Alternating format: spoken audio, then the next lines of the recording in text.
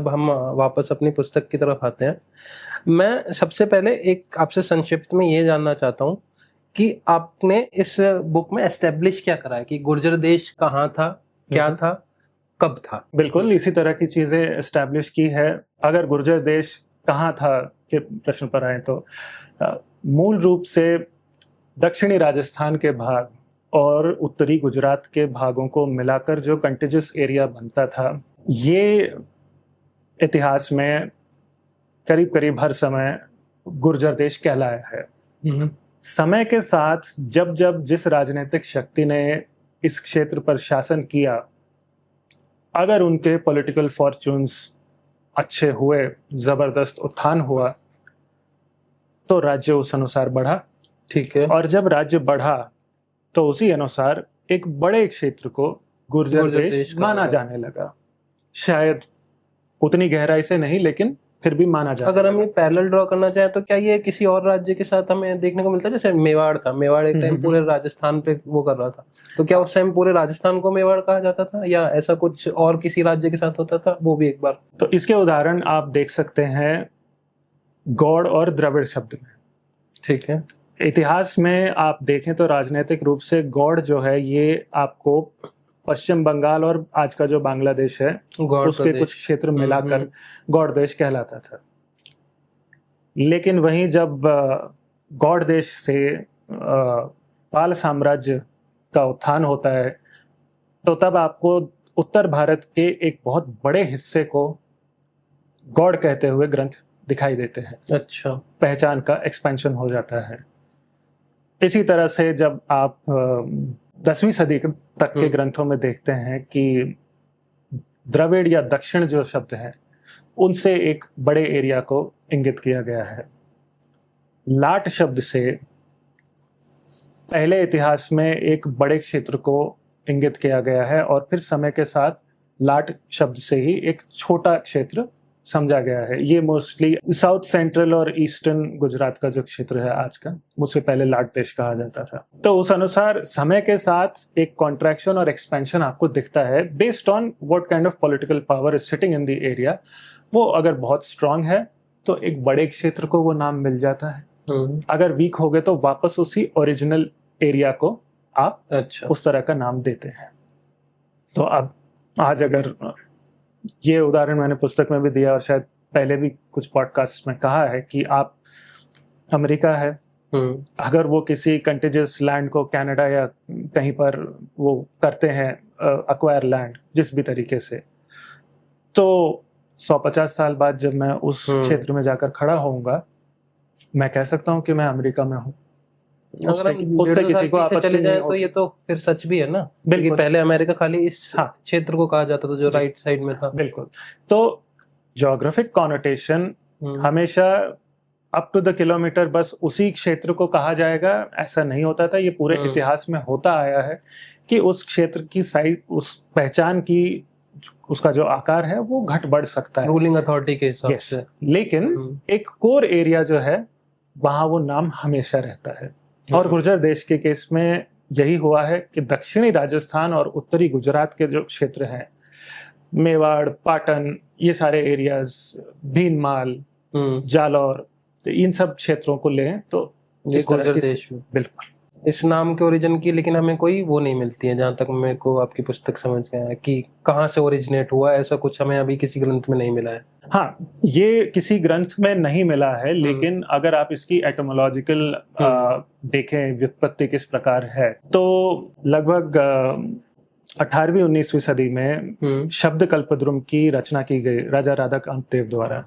जहां उन्होंने गुर्जर और गुर्जरी दोनों शब्दों की व्याख्या की है।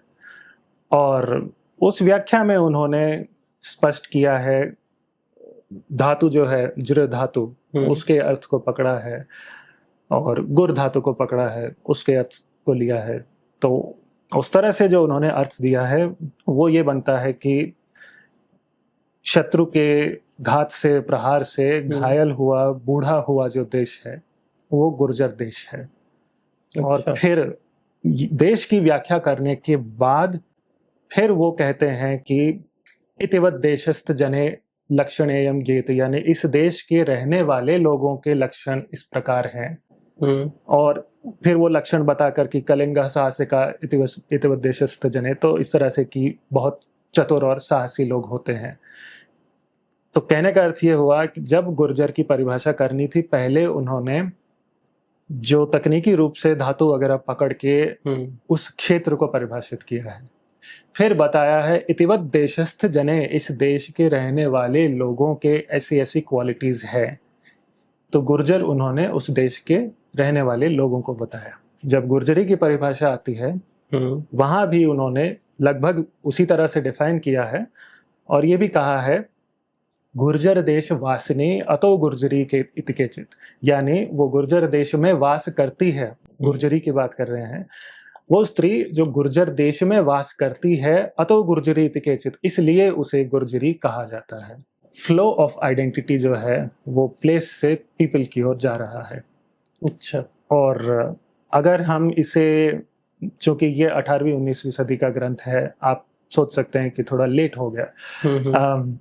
If you come further back in history, Prithviraj Chauhan के देवलोक गमन के कुछ समय बाद, कुछ दशकों बाद, अभय तिलक गणे गुर्जर देश में ही बैठकर एक विख्यात ग्रंथ है द्वयाश्रय महाकाव्य, आचार्य हेमचंद्र द्वारा लिखित, उस पर टीका लिख रहे थे। और वो टीका लिखते समय उनके सामने शब्द आता है गुर्जराणाम।